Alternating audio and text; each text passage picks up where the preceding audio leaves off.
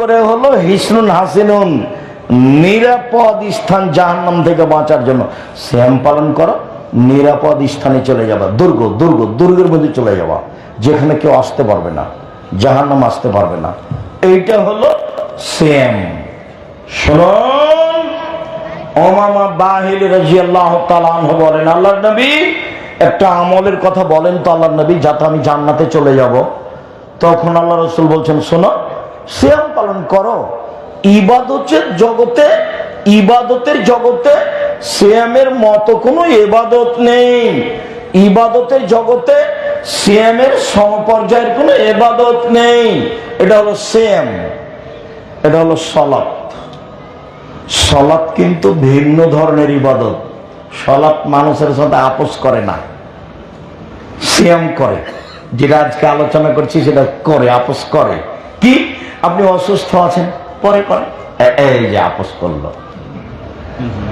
হজ কিন্তু আপোষ করে, এবছর করবেন না, আচ্ছা ভাইজান ঠিক আছে সামনে বছর হজ করে, এই যে আপোষ করলো। যাকাত 2 মাস আগে দেন, এই যে আপোষ করলো। 20 দিন 1 মাস পরে দেন, দিলেই হলো, এই যে আপোষ করলো। সালাত জি না, অজু করে করতে হয়, পানি নেই, তায়াম্মুম করে করেন, মাটি নেই, তো অজু ছাড়া তায়াম্মুম ছাড়া এমনিতেই পড়েন। বলছি কেবলা দিকে মুখ করে সালাত আদায় করতে হয়, কেবলা বোঝা যায় না, এমনিতেই পড়েন। দাঁড়িয়ে পড়তে হয়, দাঁড়িয়ে থাকতে পারি না, বসে পড়েন। বলে বসে থাকতে পারি না, শুয়ে পড়েন। পরিষ্কার কাপড় পরে সালাত আদায় করতে হয়, পরিষ্কার কাপড় নেই, আরে যাতে পেশাব পায়খানা লেগে আছে সেটা পরেই পড়ো। বলে পরিষ্কার অপরিষ্কার কোনো কাপড়ই নাই, যে কোনো উলঙ্গ অবস্থা আছে, বলে এভাবেই পড়ো। অবাক ইবাদত। স্বামী পড়ে স্ত্রী পড়ে না, তো বিভাগ কেটে গেছে। আরবি বিদ্যানারা বলছেন যে অলসতা করে পড়ে না, ও যদি মারা যায় তাহলে হিন্দুদের শ্মশান ঘাটে তাকে ফেলে দিবা, মুসলমানের কবরস্থানে তার কবর হবে না। ইমাম আবু হানিফা রাহিমাহুল্লাহ বলেন, অলসতা করে নামাজ ছেড়ে দিলে তাকে জেলখানে বন্দি করে পিটিয়ে নিয়মিত পড়াতে হবে। এই ভিন্ন ধরনের ইবাদত। গাড়িতে উঠে আছেন, শিকল ধরে আছেন, ঠেল মানে না, নামাজের টাইম পারি হয়ে যাচ্ছে, এইভাবেই পড়েন। অবাক ইবাদত, অবাক। এরপরে বলি, এটা হলো সিয়াম, এটা হলো সালাত। সালাত সিয়ামের মতো জি না। কেন? আল্লাহ নবী বলেছেন এর মতো কোনো ইবাদত পৃথিবীতে নেই। এবার বলি, সালাত সিয়ামের সমপর্যায়ের জি না। আল্লাহ নবী বলেছেন সিয়াম এমন ইবাদত যার সমপর্যায়ের ইবাদত পৃথিবীতে নেই। তাহলে সিয়াম কি হলো? ভিন্ন ধরনের ইবাদত, যার মতো কোনো ইবাদত নেই, যার সমপর্যায়ের কোনো ইবাদত নেই। চলেন দেখি, জান্নাতে যখন মানুষ ঢুকবে তখন 8টা দরজা আছে। জান্নাতে একটা দরজা 8টা, জাহান্নামে একটা দরজা 7টা। জান্নাত একটা, দরজা 8টা, সব ঢুকবে। তো 8টা দরজা ঢুকবে, তখন ফেরেশতারা ডাকবেন, আসেন, যারা সালাত আদায় করেছেন এই দরজা দিয়ে আসেন, এই দরজা দিয়ে আসেন, যারা হজ করেছেন এই দরজা দিয়ে আসেন, যারা দান করেছেন এই দরজা দিয়ে আসেন, যারা সিয়াম পালন করেছেন এই দরজা দিয়ে আসেন। তো ডাকবেন ফেরেশতারা। তো সিয়াম পালনকারীর শেষ ব্যক্তি যখন দরজাতে ঢুকে যাবে, এটা বন্ধ করা হবে, বাকিগুলো খোলা থাকবে। বুঝাতে পারেননি? হজ করা ব্যক্তি সালাত আদায় করা দরজাতে ঢুকতে পারবে, সালাত আদায় করা ব্যক্তি দানের দরজাতে ঢুকতে পারবে, কিন্তু সিয়াম না রেখে এই দরজাতে ঢোকা যাবে না। এটা শুধু সিয়ামের জন্য খাস, বাকিগুলো খোলা আছে, 7টায় খোলা আছে। কোনটা বন্ধ হয়ে গেছে? এটা বন্ধ হয়ে গেছে। সিয়াম, হাদিস বুখারী মুসলিম। আমি কি বুঝাতে পেরেছি না আবার বলবো? কি ভাইজান বোঝা গেছে? মানে এটা হলো সিয়ামের জন্য দরজা, সিয়াম পালনকারীরা যাবে। তো অন্য ইবাদত দিয়ে এইটাতে ঢুকতে পারবে না। বাকি 7টা খোলা আছে। যান, সালাত আদায় করেছেন তো এটা দিয়ে ঢোকেন, বলে দান করেছেন তো ওটা দিয়ে ঢোকেন। এই সিয়াম ভিন্ন ইবাদত। চলেন, 4টে 5টা জিনিস বিচারের মাঠে কথা বলবে আপনার পক্ষে। 1 সিয়াম, 2 কোরআন, 3 কালো পাথর হাজরে আসওয়াদ। হজ যদি কবুল হয় তাহলে কালো পাথর আপনার পক্ষে বিচারের মাঠে কথা বলবে। 4 আঙ্গুল, তাসবিহ দানা দিয়ে কোনোদিন তাসবিহ গুনবেন না। শশাং আঙ্গুল বিচারের মাঠে আপনার পক্ষে কথা বলবে, তাসবিহ দানা বলবে না। বরং তাসবিহ দানা আরেকটা বিপদ আছে, সেটা কি? তাসবিহ হাতে নিলেই খালি মনটা একটু চায় যে লোক দেখুক না, তাই না? তো এ তো জাহান্নামে চলে গেছে, ঢোকেনি কেন? মরেনি এজন্য। লোক দেখানো আমলের বিনিময় জাহান্নাম। মাওলানা দিয়ে জাহান্নাম উদ্বোধন হবে। কাকে দিয়ে? মাওলানা দিয়ে জাহান্নাম উদ্বোধন হবে। খুব ভয়াবহ কথা। 2 দানকারী দিয়ে জাহান্নাম উদ্বোধন হবে। খুব ভয়াবহ কথা। 3 শহীদ দিয়ে জাহান্নাম উদ্বোধন হবে। মাওলানা মানে বিশাল ব্যাপার। আল্লাহ নবী বলছেন নবীগণ চলে গেছেন, তার স্থানে কে কাজ করছে? আলেম ওলামা। এর সম্মান অনেক বেশি। কিন্তু যখন তার কাজ হবে, কথা হবে, বক্তৃতা হবে, দিন প্রচার, মানুষকে দেখানো, মানুষকে আকৃষ্ট করা, তখন বিনিময় কি হবে? জাহান্নাম। শহীদ দেখাচ্ছে যোদ্ধা আমি, তখন বিনিময় জাহান্নাম। দান, মৌলানা সাহেব একটু বলেন না, 5,000 টাকা দিলাম, চেয়ারম্যান সাহেব 5,000, বলে দাও না। চেয়ারম্যান সাহেব 5,000 টাকা দিলেন, এত ব্যস্ত কেন? চেয়ারম্যান সাহেব বলছেন, বলো না, বলে দাও চেয়ারম্যান সাহেব 5,000 টাকা দিয়েছে। বিনিময় কি? বিনিময় জাহান্নাম। দান তো এভাবে এ হাতে করবে, এ হাত বুঝবে না, মানে গোপনে করার চেষ্টা করবে। বিনিময় অনেক, বিনিময় অনেক। সম্মানিত দিনী ভাই বোন, বলছিলাম বিচারের মাঠে 5টা কথা বলবে জিনিস। 1 সিয়াম, 2 কোরআন, 3 হাজরে আসওয়াদ কালো পাথর, 4 আঙ্গুল, 5 আমানত আর সদাচরণ। আত্মীয়র সাথে, ভাইয়ের সাথে সম্পর্ক রাখতে হবে। তো বিচারের মাঠে যখন পুলসেরাত পার হবে মানুষ, তখন এক পাশে থাকবে আমানত আর এক পাশে থাকবে সদাচরণ, সহযোগিতার জন্য। আমানত কথাটা বুঝতে পারিনি, একটু বুঝিয়ে বলুন তো আব্দুর রাজ্জাক সাহেব। আমানত বুঝতে পারেননি? আমানত হলো আত্মসাৎ করা। আমানত মানে যে আত্মসাৎ করে না। আত্মসাৎ বলে পদ্মা সেতু করো, তাহলে বেশি টাকা আত্মসাৎ করা যাবে। বলে কম টাকার আত্মসাৎ, সেটা দেখেন না আব্দুর রাজ্জাক সাহেব, সেটা দেখেন। আরে শোনো, তোমরা 20টা ছেলে এক ক্লাসে পড়ো, তো টাকা উঠিয়েছে কি জিনিস কিনবা, সেই জন্য তো 2 জনকে বাজারে পাঠিয়েছো, যাও কিনে নিয়ে আসো। তখন 2 জনে 290 টাকার বাজার করেছে আর 10 টাকার চা খেয়েছে, দিয়ে ওই 10 টাকা এরই দামের সাথে ঢুকিয়ে দিয়েছে। ভাই বোঝা গেছে কি? এটা আত্মসাৎ। আমি কি আবার কথাটা বলবো? এটা হলো আত্মসাৎ। এরা বন্ধু বান্ধব টাকা উঠিয়েছে, একটা জিনিস কিনবে বা কাউকে উপহার দিবে, তো এরা 500 টাকা উঠিয়েছে। বাজার করার পরে এরা সবাই নাস্তা করেছে, তো নাস্তাটা ওই জিনিসটার দাম বেশি করে করে কি করে দিয়েছে, ওর মধ্যে ঢুকিয়ে দিয়েছে। এটা হলো আত্মসাৎ। এইরকম আত্মসাৎ নেই যার আমানতদারি আছে, পুলসেরাত পার হওয়ার সময় আমানতদারি তার এক পাশে থাকবে, আর এক পাশে থাকবে ভাইয়ের সাথে সদাচরণ, বোনের সাথে সদাচরণ। এটা তো যশোর, এটা ভালো। আব্দুর রাজ্জাক সাহেব যশোর বলে কি বলতে চাইলেন যেন একটা কথা? আরে যশোর বলে বলতে চাইলাম রংপুর, লালমনিরহাট, টেঙ্কুবাড়ি, কুড়িগ্রাম, পঞ্চগড়, ঠাকুরগাঁও, গাইবান্ধা, জয়পুরহাট, এইসব ডিস্ট্রিক্টের মানুষেরা বোনকে জমি দেয় না।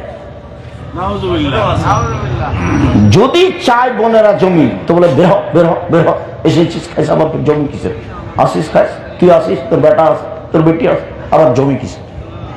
যশোরে এরকম নেই। যশোর রাজশাহীর মতো প্রায় কাছাকাছি। আর ধারণা অনুযায়ী বলছি, বাংলাদেশের সব জেলায় গেছি কাছাকাছি, তাতে যশোরে হয়তো বা আছে, তুলনামূলক কম হতে পারে। দুইটা জিনিস বেশি ওইসব ডিস্ট্রিক্টে। একটা হলো যৌতুক নেওয়া, শ্বশুরের কাছে টাকা, আর একটা হলো বোনকে জমি না দেওয়া। তখন আমি বললাম, এই ছেলে শোনো, আমি তোমার আব্বাকে যদি কুকুর শ্রীগালের চেয়ে খারাপ প্রমাণ করতে না পারি আমি বক্তব্য দিব না। কিভাবে আব্দুর রহিম সাহেব? তোমার দাদা মরা 10 বছর হলো, 15 শতক জমি রেখে গেছে, তোমার বাপ নেবে 10 শতক আর তোমার ফুফু নিবে 5 শতক। তুমি বলো যে তোমার বাপ নিবে সকালে আর তোমার ফুফু নিবে বিকালে? না, একসাথে নিবে। এবার তাহলে তুমি বলো তোমার বাপ কেমন মানুষ? ঠিক আছে, তোমার বাপকে বলে দিও, আব্বা আমি আহমদ বলছি, ভাগ্য নিয়ে দুনিয়াতে এসেছি আব্বা, ভাগ্য ছেড়ে আসেনি। ভাগ্যে যদি জমিদারি থাকে জমিদারি করে খাবো, ভাগ্যে যদি ভিক্ষা করা থাকে ভিক্ষা করে খাবো। ফুফুর জমি খেতে রাজি নয়। সন্ধ্যা হতে হতে ফুফুকে জমি বুঝিয়ে দেন। হ্যাঁ, ফুফুর সাথে আব্বা আপনি আপোষ করতে পারেন যে আমার ফুফুকে নিচের জমি দিলেন আর ভিটে বাড়িতে আমরা বসবাস করছি, টাকা পয়সার 19-20 করে আপনি ফুফুকে কিছু টাকা দিয়ে বুঝিয়ে দিলেন, ফুফু খুশি থাকলে এটা চলে। কথাটা কি বুঝতে পেরেছেন?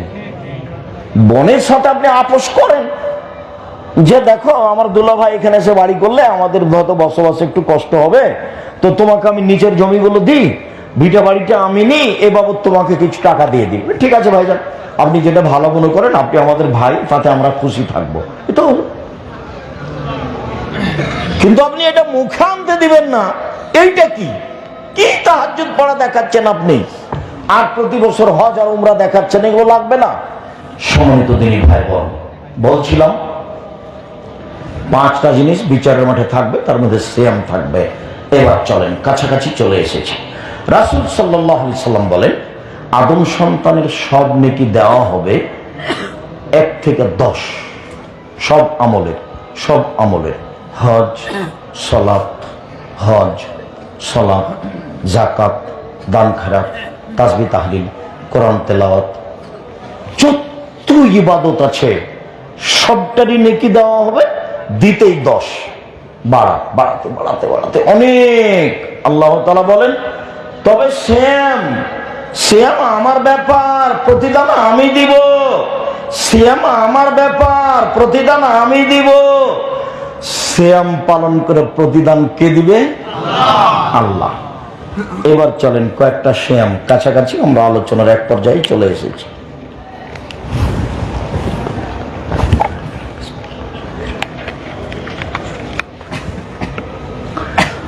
সম্মানিত দিনী ভাই বোন, ফরজ সালাতের পরে সবচেয়ে উত্তম সিয়াম হলো মুহররমের সিয়াম। 2টা। আল্লাহ রাসূল মক্কা থেকে মদিনায় গেলেন, তখন দেখলেন মদিনার ইহুদিরা মুহররমের 10 তারিখে সিয়াম পালন করছে। তা আমাদের নবী বললেন, আচ্ছা তোমরা মুহররমের 10 তারিখে সিয়াম থাকো কেন? তখন তারা বলল, কেন? এই দিন তো বড় দিন, এই দিনে আল্লাহ ফেরাউনকে ডুবিয়ে দিয়েছেন সদল বলে, আর এই দিনে মুসা আলাইহিস সালামকে সদল বলে বাঁচিয়ে দিয়েছেন। মুসা এদিনে শুকরিয়া আদায় করে সিয়াম থেকেছিলেন। মুসা বলেছিলেন, আল্লাহ তুমি এত বড় উপকার করলে, আমি তোমার কি দিয়ে শুকরিয়া আদায় করি? যাক, এই দিনে সিয়াম থাকলাম। তো আমরা ইহুদি খ্রিস্টান এই দিনে শুকরিয়া আদায় করে তো সিয়াম থাকি। তখন আমাদের নবী বললেন, আমি বেশি হক রাখি মুসার সুন্নাত পালনে, আমিও সিয়াম থাকলাম। সঙ্গী সাথী সাহাবীগণ, তোমরাও সিয়াম থাকো, যেমন বলেছেন তোমরা সিয়াম থাকো, তেমনি সাহাবীরা একবারে রিডি করে বলে উঠেছে, ইন্না লিল্লাহ। কেমন কথা? আপনি দিনরাত বলছেন যে ইহুদিদের বিরোধিতা করতে হবে, ইহুদিদের বিরোধিতা করতে হবে। তো ওরা তো মুহররমের 10 তারিখে সিয়াম থাকে, আমরা যদি মুহররমের 10 তারিখে সিয়াম থাকি, তাহলে বিরোধিতা হলো না অনুকূলে হলো? তাহলে তো অনুকূলে হলো। এটা আমরা কেমনে থাকি? তখন আল্লাহ রাসূল বলছেন, থামো থামো থামো, লাইন বাকাইতা সানাতাল কাবেলা। আমি যদি সামনে বছর বেঁচে থাকি, লাসুমান্নাত তাসিয়া, 9 তারিখও সিয়াম থাকবো মুহররমের। 9 তারিখ হবে বিরোধিতা, 10 তারিখ হবে শুকরিয়া। তাহলে মুহররমের সিয়াম কটা হলো? 2টা। 9 তারিখ বিরোধিতা, আর 10 তারিখ হলো শুক্রিয়া। চলে বসো, 2-1 মিনিট কাজ দেখায়ও না। আর আমি ইসব জুলেখার কাহিনী বলতে আসিনি যে তুমি বাদাম খাবা, একটু পরে এখানে যাবা ওখানে যাবা, আজকেই চিলে চা খেতে হবে কেন, মিষ্টি খেতে হবে কেন, আজকে জিলাপি কিনতে হবে। হাট বাজার কি মেরে খেয়েছেন? স্বভাব এমন কেন?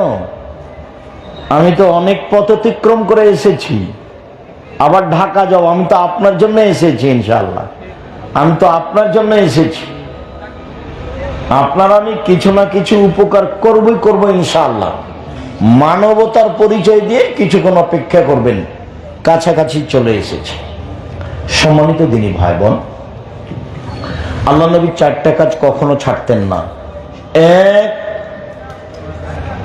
মুহররমের 2 দিন সিয়াম, 2 যুলহিজ্জার 9 দিন সিয়াম, 3 প্রতি মাসে 3 দিন সিয়াম, 4 ফজরের 2 রাকাত সুন্নাত। আল্লাহ নবী 4টা কাজ কখনো ছাড়তেন না। দেখি সিরিয়াল দেন তো। 1 মুহররমের 2 দিন সিয়াম, 2 যুলহিজ্জার একটানা 9 দিন সিয়াম, 3 প্রতি মাসে 3 দিন সিয়াম, 4 2 রাকাত ফজরের সুন্নাত। এই হলো মুহররমের 2 দিন সিয়াম। আল্লাহ নবী বলেন সিয়ামে ইয়াউমে আশুরা, মুহররমের 10 তারিখের সিয়াম, আতাসিবু আলাল্লাহি আন ইয়াগফিরা সানাতাল্লাতি ক্বাবলাহু। কেউ যদি 2 দিন সিয়াম থাকে, অতীতের 1 বছরের পাপ ক্ষমা হবে।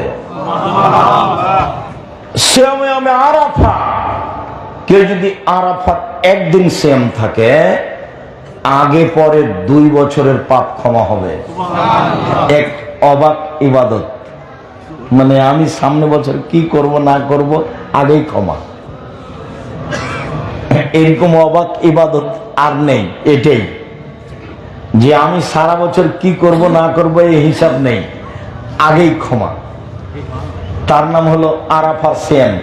এখানে একটা কথা বলি ভাইজান, এদিকে মনে রাখেন তো, যুলহিজ্জার একটানা 9 দিন সিয়াম থাকলে আরাফার দিনও তার মধ্যে হয়ে যাবে।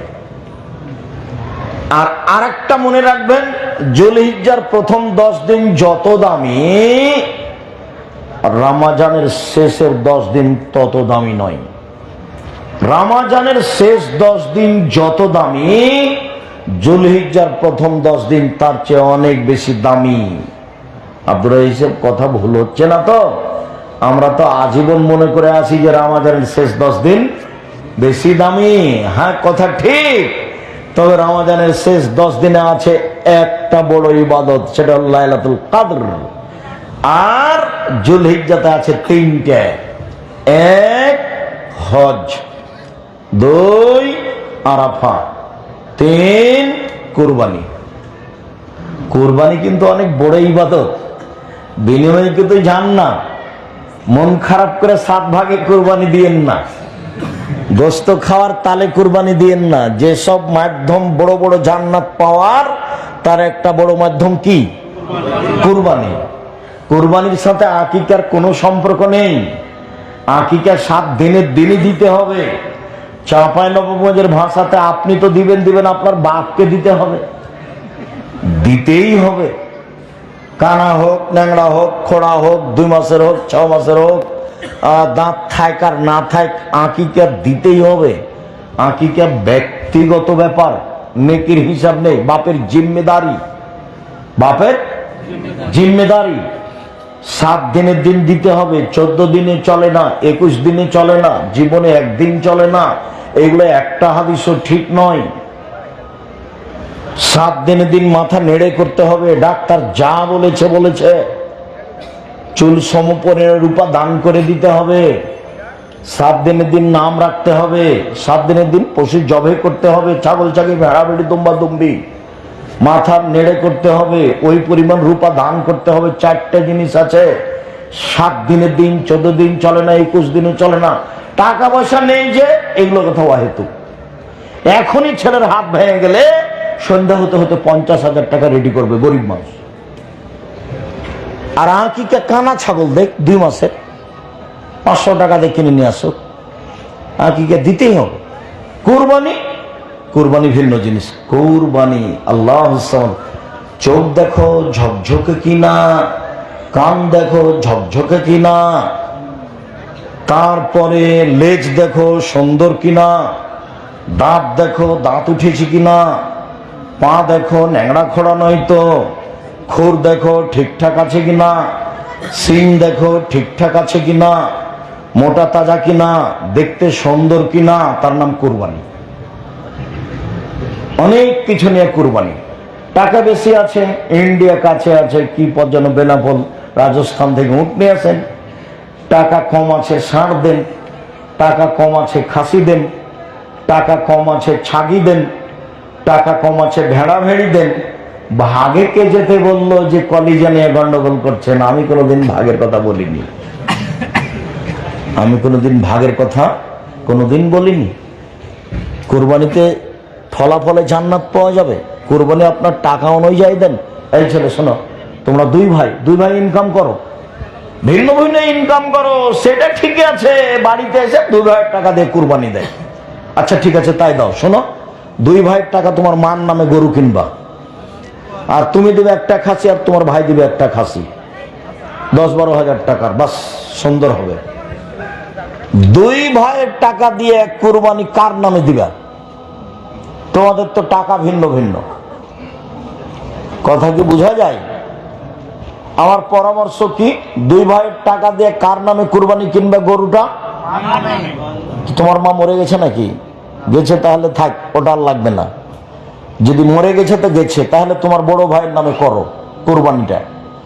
সবাই তোমরা গোস্ত খাও, আর সবাই নিজ নিজ একটা করে কুরবানি দাও, একটা ছাগল দাও। নিজের জন্য কুরবানি হতে হবে, বিনিময় জান্নাত। সম্মানিত দিনী ভাই বোন, বলছিলাম এরপরে হলো আপনার শাবানে একটানা 15 দিন সিয়াম। কেন? বাৎসরিক রিপোর্ট পেশ করা হয় শাবান মাসে, আর আমাদের নবী চাইতেন আমার রিপোর্টটা আল্লাহ সিয়াম অবস্থায় দেখো, আমার রিপোর্টটা আল্লাহ তুমি সিয়াম অবস্থায় দেখো। সাপ্তাহিক রিপোর্ট পেশ করা হয় বৃহস্পতিবার সোমবার। আমাদের নবী বৃহস্পতিবার সোমবার সিয়াম থাকতেন। এ আশায় যে সাপ্তাহিক রিপোর্টটা আমার দেখো, সিয়াম অবস্থায় দেখো, দেখো আমার রিপোর্টটা দেখো, আমি সিয়াম আছি, দেখো আমার রিপোর্টটা। আমাদের নবীর নিজের রিপোর্টটা আল্লাহর কাছে কি অবস্থায় দেখাতে চাইতেন? সিয়াম অবস্থায়। সাপ্তাহিক রিপোর্ট কোন কোন দিনে মানুষের পাপ নেকি পেশ করা হয়? বৃহস্পতিবার সোমবার। আমাদের নবী এই জন্য বৃহস্পতিবার সোমবার সিয়াম থাকতেন। বাৎসরিক রিপোর্ট কোন মাসে পেশ করা হয়? শাবান মাসে। আমাদের নবীর জানা ছিল না সেই দিন কোন দিন, যার কারণে শুধু রিপোর্ট ধরার জন্য একটানা 20-25 দিন সিয়াম থাকতেন। আয়েশা বলছেন পুরো শাবান, উম্মু সালমা বলছেন পুরো শাবান, 2-1টা বাদ, খালি রিপোর্ট ধরার জন্য। আর মুখে বলেছেন তোমরা একটানা 15 পর্যন্ত থাকো। কিভাবে কিভাবে ভারত, বাংলাদেশ, পাকিস্তানের আলেম ওলামা, যশোরের আলেম ওলামা জেনে নিলেন সেদিন 15 শাবান। কলকারখানা, অফিস আদালত, কোর্ট কাচারি, শিক্ষা প্রতিষ্ঠান সবকিছু বন্ধ করে রাতে গোসল করে আতর গোলাপ মেখে সিয়াম থাকেন। সম্মানিত দিনী ভাই বোন, অনুরোধ করছি আপনাকে, যারা আমার সামনে আছেন, অনলাইনে পৃথিবীর বিভিন্ন প্রান্তে অবস্থান করছেন, সময়ের গতিতে অবগত হবেন। আল্লাহর নবী শাবান মাসে বেশি বেশি সিয়াম থাকতেন কেন? রিপোর্ট ধরার জন্য। আমি একটু নবীর সুন্নাত পালন করলে হয় না? নবীর সুন্নাত পালন করলে হয়, হওয়া উচিত। প্রতি মাসে 3 দিন সিয়াম থাকলে, রামাজানের সিয়াম থাকলে সারা বছর সিয়াম পালন করা হয়। সারা বছর সিয়াম পদ্ধতি 2টা, সারা বছর সিয়াম পদ্ধতি 2টা। এক, প্রতি মাসে 3 দিন, আর রামাজান 2, শাওয়ালের 6টা, আর রামাজান। সারা বছর সিয়াম, শাওয়ালের 6টা আর রামাজান, সারা বছর সিয়াম। চলেন যাই এবার ধারাবাহিক বলি। একটানা 15 দিন কোন মাসে? শাবান মাসে। মনে থাকবে না? এরপরে 2 একটানা 9 দিন। কোন মাসে? জিলহজ মাসে। 3 একটানা 6 দিন।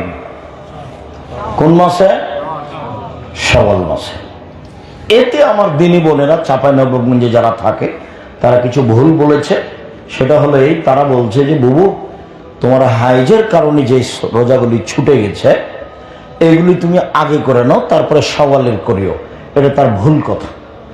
আল্লাহর নবী হাইজের কারণে যে রোজা ছুটে গেছে, সিয়াম ছুটে গেছে, এগুলো বাকি জীবন করার অনুমতি দিয়েছে। যেদিন পারবে সেদিন করবে, মরে গেলে গেছে। আয়েশা রাদিয়াল্লাহু তাআলা আনহা হাইজের কারণে ছুটে যাওয়া সিয়ামগুলি করতেন 10 মাস পরে আবার শাবান মাসে। কেন?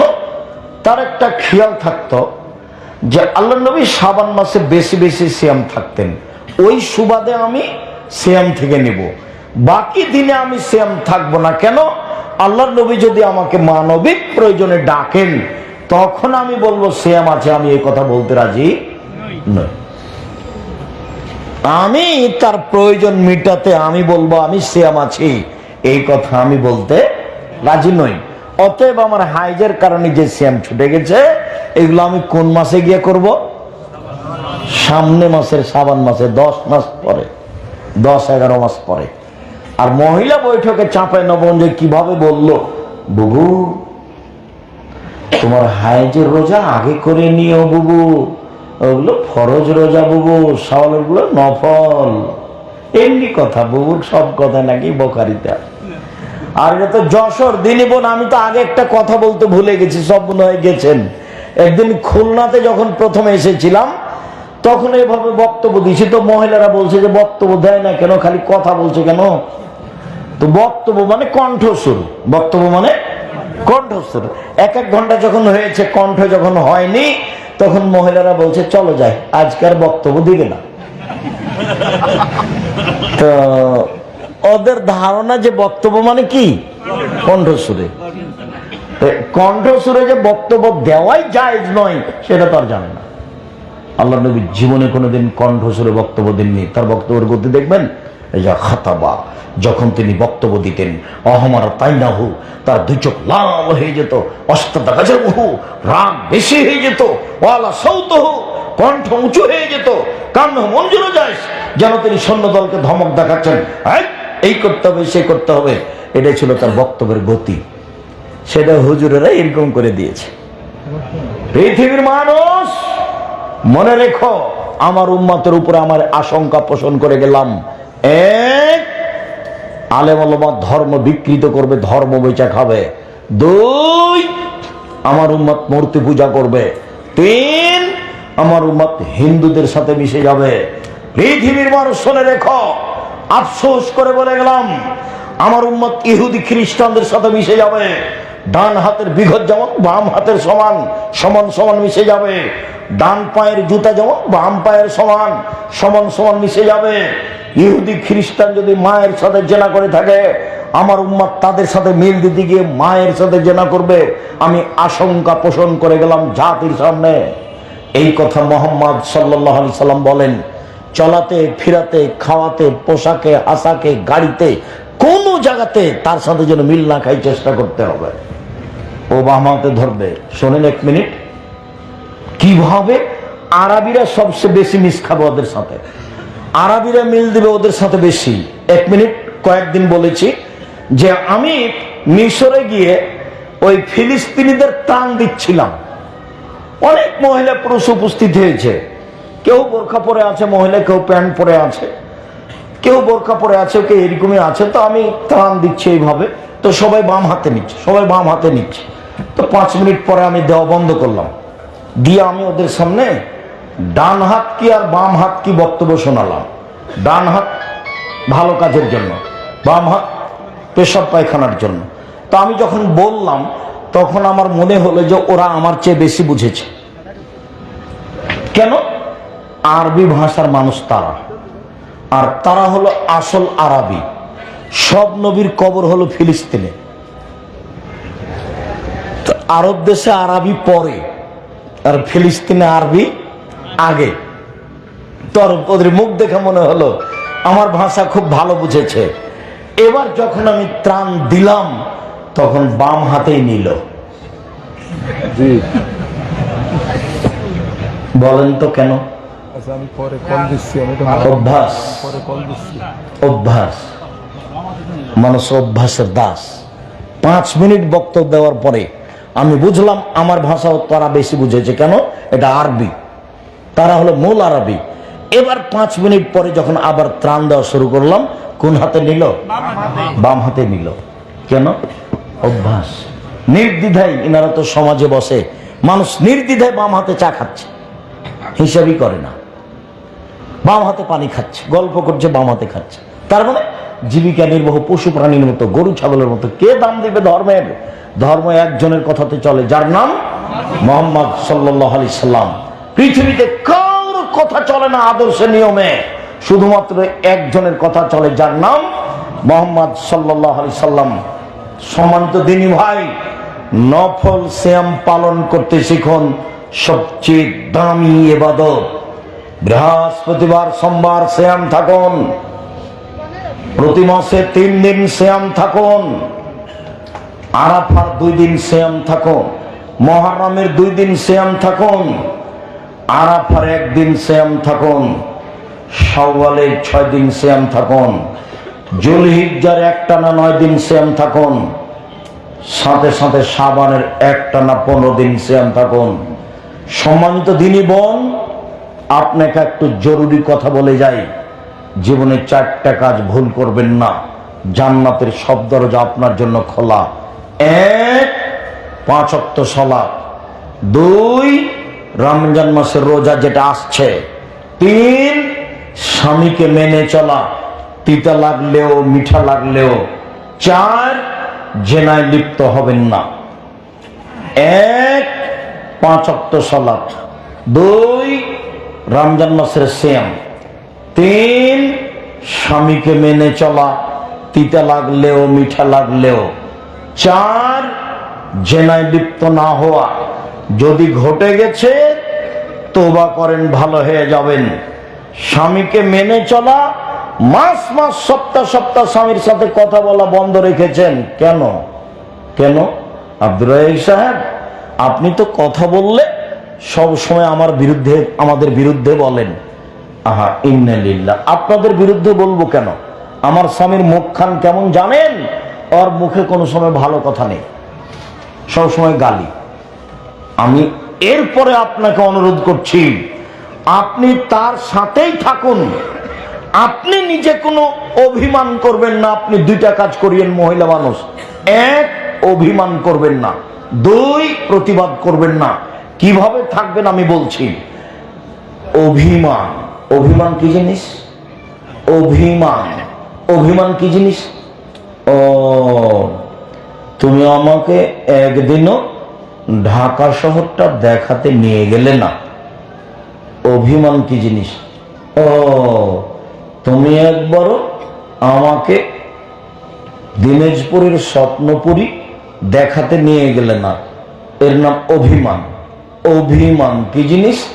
তুমি একদিনও আমার জন্য চিকন একটা দামি শাড়ি কিনলে না, যা কিনো তা মোটা ঘেরা কিনো।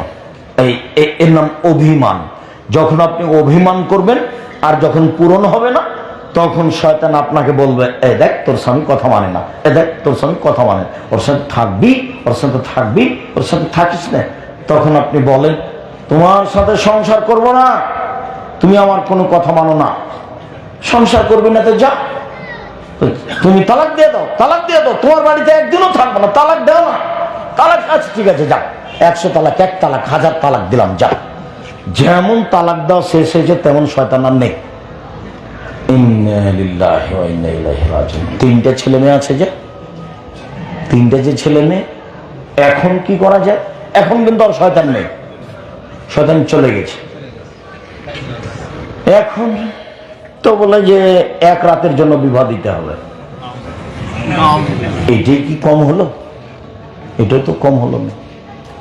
তো বাঁচার পথ দেখো, আব্দুর রাজ্জাক বিন ইউসুফকে বলে দেখো, আসলে 1 বৈঠকে 1000 তালাক দিলে 1 তালাকই হয়। এক তালাক হয়েছে, সংসার করে, কত ঝামেলা, কত কি। জীবনে বউকে দুটা মারবেন, তালাক মুখ দিয়ে উচ্চারণ করবেন না। সংসার না করলে আপনি বসে একটা সমাধা করেন। তালাক যদি মুখে বলেন তার কি সংসার সমাধানের সুযোগ আছে? বৈঠকের সুযোগ আছে? সব গেছে। দুটা মারেন, তালাক শব্দ মুখে ব্যবহার করবেন না। যদি নাই চলে তাহলে গ্রামবাসী বসে, বাপ চাচারা বসে সমাধা করে দিবে। কিন্তু তোমার সমাধার তো সুযোগই নেই। তুমি তো কথায় কথায় তালাকের কথা বলেছো। শয়তান বলিয়ে নিচ্ছে, শয়তান বলিয়ে নিচ্ছে। অভিমান করবেন না। মহিলা মানুষ, আপনি শোনেন, আপনি আমার দিনী মন, এভাবে সংসার করেন। শোনেন, আমি যশোরের গ্রামের মেয়ে, লবণ ভাতে খুশি। যেভাবে আপনি খুশি সেভাবে আমি খুশি। যাতে আপনি খুশি আমিও তাতেই খুশি। চিকন কাপড়ে আপনি খুশি আমিও খুশি, মোটা কাপড়ে আপনি খুশি আমিও খুশি। আমার পক্ষ থেকে কোনো প্রকার অভিমান থাকিবে না, আপত্তি থাকিবে না। আপনার সাথে সংসার করে আপনার দুই পায়ের নিচে সেবা করে দুনিয়া থেকে বিদায় নিতে চাই। আমি অন্য কোনো আপত্তি করে সংসার করতে চাই না। এখন শয়তান কি করবে বলেন তো? চুপটি মেরে চলে যাবে। ও তো আর তো কোনো কাজ নাই। শয়তানের কাজ কিন্তু হিন্দুদের কাছে নেই। ওখানে তার কিছু করার নেই। কেন? ও জীবন বাজি রেখে বলেছে আল্লাহর সামনে, আমি আদম সন্তানকে জাহান্নামে নিয়ে যাব যাব যাব। তোমার সম্মানের কসম আল্লাহ, তোমার ইজ্জতের কসম, তোমার মর্যাদার কসম, আদমের ছেলে মেয়ে জান্নাতে কিভাবে যায় তা আমি দেখে ছেড়ে দিব। এ কথা ইবলিস বলছে আল্লাহর সামনে।